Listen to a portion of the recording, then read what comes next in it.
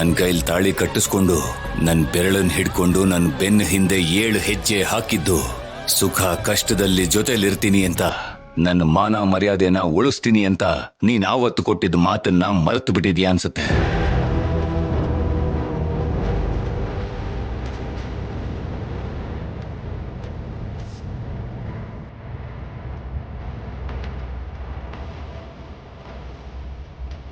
ಇನ್ ಮುಂದೆ ನನ್ನ ಪಕ್ಕ ನಿಂತ್ಕೊಳ್ಳೋ ಅರ್ಹತೆ ಕಳ್ಕೊಂಡ್ಬಿಟ್ಟಿದ್ಯಾ. ಹೋಗು, ನೀನು ಕೂಡ ಅವ್ರ ಜೊತೆ ಹೊರಟು ಹೋಗು.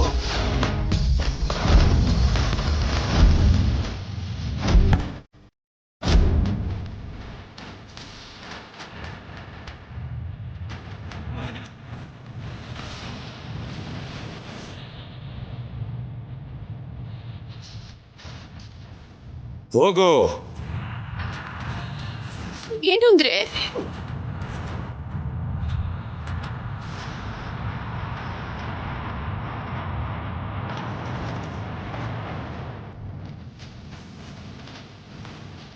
ಇಲ್ಲ ರೀ, ಇಲ್ಲ,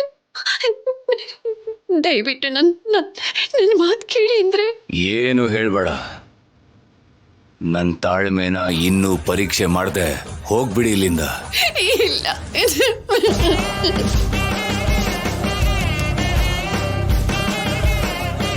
ಅಪ್ಪ, ಅದ್ ಹಾಗಲ್ಲ ಅಪ್ಪ.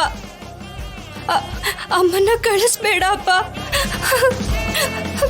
ಅಮ್ಮ ನಮ್ ಜೊತೆನೇ ಇರ್ಬೇಕು ಅಪ್ಪ. ಪ್ಲೀಸ್ ಅಪ್ಪ, ಕಳಿಸ್ಬೇಡ. ನೋಡಿ, ನಿಮ್ದಮ್ಮಯ್ಯ ಅಂತೀನಿ, ಒಂದು ಸಲ ನನ್ನ ಮಾತನ್ನ ಅರ್ಥ ಮಾಡ್ಕೊಡಿ.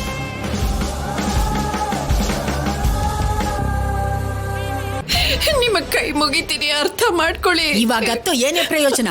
ತಂಗಿ ಮಗಳು ಅಂತ ತಲೆ ಮೇಲೆ ಹತ್ಸಿ ಕೂರ್ಸಿದ್ದಲ್ಲ, ಇವಾಗ ಏನ್ ಸಿಕ್ತು? ಇದೇ ಅಳುನೆ. ಹೋಗಿಲ್ಲಿಂದ. ಅತ್ತೆ,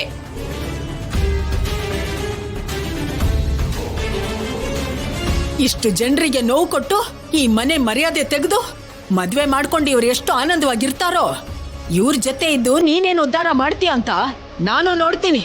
ಹೋಗಿ ಇಲ್ಲಿಂದ. ಅತ್ತೆ, ಅತ್ತೆ, ನನ್ನ